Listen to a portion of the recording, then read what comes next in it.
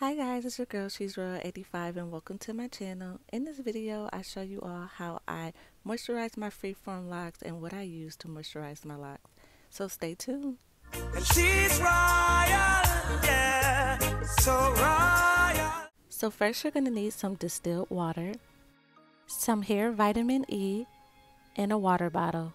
Then you're going to mix the water and the oil half and half and shake it up.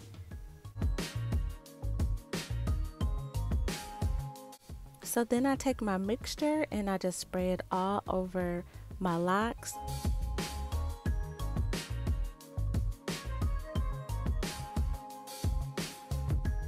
So once I have enough in my hair, I like to distribute it through my hair by smoothing my perimeter, only the perimeter of my hair, and then I massage everything else, focusing mainly on my scalp. So now you'll just see me massaging my scalp, making sure my scalp is moisturized. I do not have a set routine on how often I moisturize my hair. I just pretty much do it as needed when I feel my hair is extra dry.